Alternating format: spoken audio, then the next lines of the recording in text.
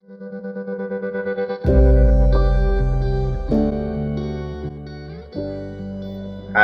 perkenalkan saya Yaya Himamuddin. Saya peneliti di Pusat Riset Oceanografi BRIN atau dulu POWADIPI. Sekarang saya sedang melakukan satu penelitian atau percobaan kecil-kecilan sebetulnya untuk mengolah sampah plastik, terutama sampah plastik yang menjadi sampah laut, karena sampah laut ini tidak bisa digunakan lagi atau tidak bisa di recycling lagi. Biasanya berupa bungkus makanan atau bungkus sabun, minyak goreng, dan styrofoam. Nah, sampah-sampah tersebut biasanya lepas ke perairan, kemudian masuk ke lautan, kadang-kadang menumpuk di sekitar mangrove. Yang sering saya lihat itu di mangrove yang dekat dengan kota-kota besar. Biasanya tumpukan sampah itu sangat luar biasa.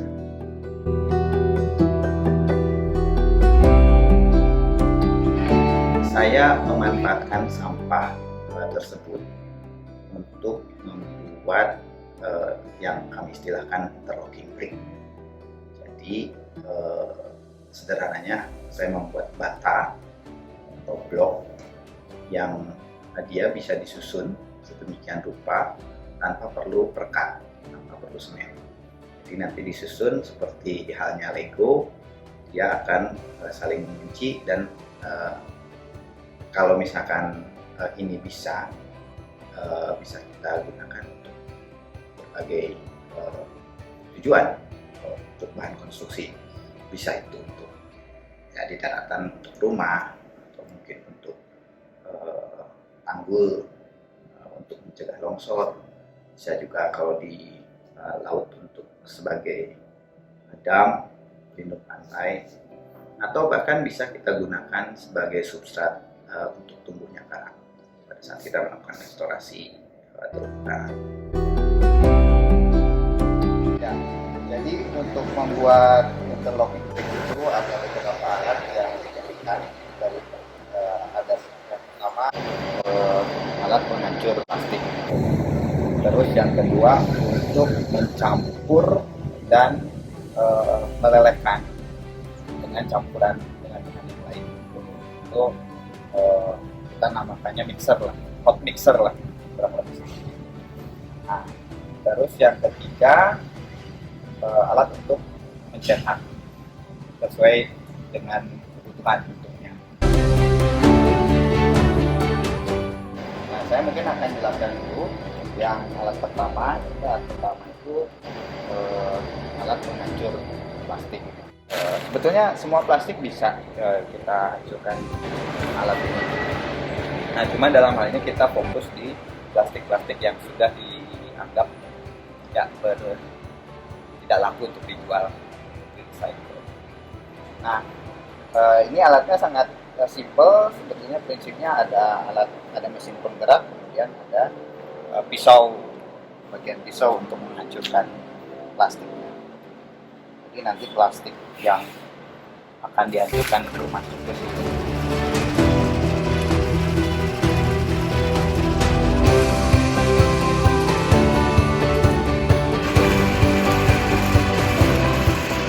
Kemudian keluar lewat bawah. Di bawah itu ada saringan, sehingga pada ukuran tertentu sesuai dengan ukuran lubang saringan dia akan turun. Kalau belum sampai ukuran lubang saringan, dia masih tertahan di atas dan kembali dicacah. Kita lihat hasilnya seperti apa. Nah, kita lihat hasilnya, harapannya seperti ini. Nah, kan mungkin bisa seperti ini. Nah, itu hasilnya. Nah, kenapa harus dikiling dulu atau harus dicacah dulu dalam proses pembuatan interlocking brick? Ini adalah untuk memudahkan proses pelelehan. Karena kalau masih dalam satu-satu itu, pertama memerlukan energi yang lebih besar, waktu pelelehan yang lebih lama dan seringkali menggumpal sehingga sulit untuk bercampur dengan bahan pencampurnya. Nah, setelah kita punya plastik yang sudah dicipta, selanjutnya masuk ke proses pelelehan dan pencampuran dengan bahan yang lain. Nah, bahan yang lainnya bisa macam-macam, tapi umumnya yang kami gunakan itu pasir. Pasir itu digunakan untuk sebagai bahan pencampur.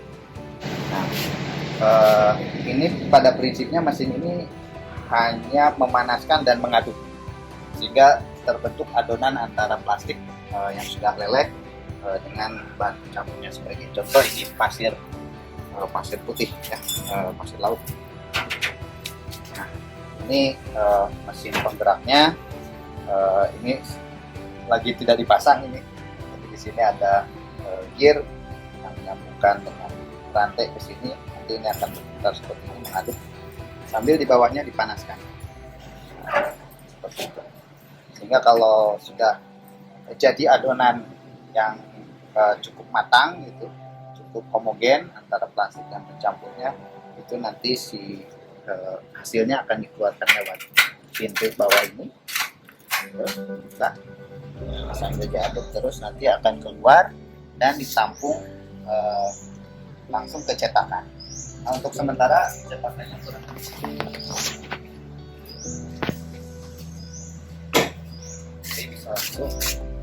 untuk cetakan. Nah, nanti habis dari sini pindah ke mesin pengepres. Untuk mesin pengepresnya masih dalam proses, ya, belum selesai. Nah, ini cetakan yang lainnya sedikit unik karena ini yang nantinya akan menjadi interlocking brick. Kalau yang tadi brick biasa. Nah, produknya, kalau kita menggunakan cetakan yang seperti ini, seperti bata, maka hasilnya seperti ini, kan persis. Nah, cuma waktu saya buat yang hasil bata ini tidak menggunakan mesin pengepres, makanya masih ada bentuk yang tidak rapat. Ya. Tapi nggak masalah, ini hasilnya bagus juga. Nah, kalau menggunakan mesin pengepres, kita bisa menghasilkan bata yang rapi, halus seperti ini ya. Nah, kalau menggunakan cetakan yang ini, mana tujuan utama kita membuat produk ini adalah menghasilkan interlocking block seperti ini. Nah, harapannya nanti ke depan saya punya mesin press yang bagus sehingga ini bisa menyempurnakan produknya. Nah, dari sini kita membutuhkan mesin pengepres. Nah, harapannya kalau bisa memproduksi banyak, masing-masing bata ini ketika akan interlocking brick ini ketika akan dipasang di lapangan, laut atau dimanapun sesuai kebutuhan, itu tidak perlu lagi semen untuk perekat. Konsepnya seperti ini. Jadi ini saling mengunci gitu. Dan ini bisa kita tumpuk sesuai dengan kebutuhan. Jadi nanti akan mengunci secara horizontal, mengunci secara vertikal juga. Itu konsepnya. Nanti ini bisa digunakan untuk tanggul di pesisir, mungkin sebagai retaining wall itu untuk mencegah longsor gitu. Itu juga bisa kita gunakan. Dan mungkin masih banyak lagi aplikasi yang bisa kita kembangkan dari produk. Oke, saya kira itu aja yang bisa saya sampaikan. Terima kasih. Assalamualaikum warahmatullahi wabarakatuh.